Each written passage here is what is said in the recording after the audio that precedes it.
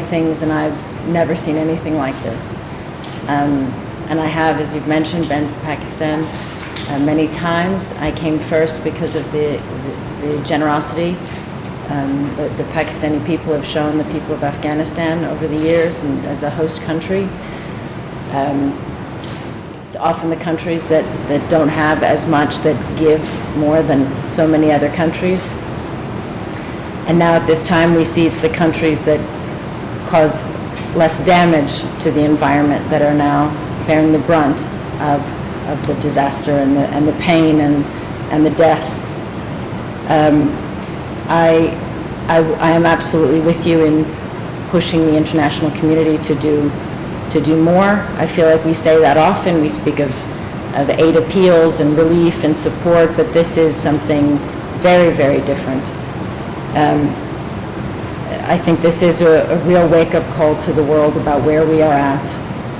The climate change is not only real, and it's not only coming, it's very much here. And even as somebody who's been a part of humanitarian aid for years, we often look at a crisis and we think of how to solve it, what we can do, what to rebuild, or how to help the children, or food. And now we're in a situation like this where it is, the needs are so great, and truly every effort is either a life or death for so many people. Every current effort, and I've seen the Army, I've been with the Army and with my colleagues at IRC,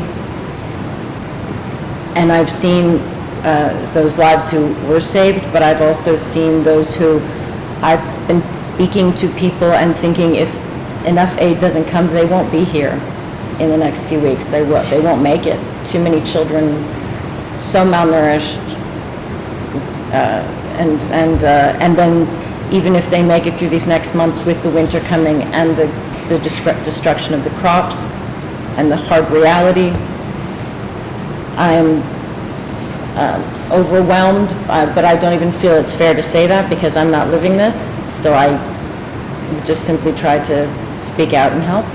I really can't imagine what it feels like to be there.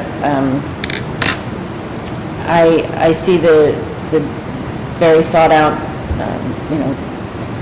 beyond this, to not only the emergency, but what to do, and all that it's going to take. And I'm here as a friend to Pakistan and to the many warm friends and relationships I have here, and will continue to return. My heart is very, very much with people at this time.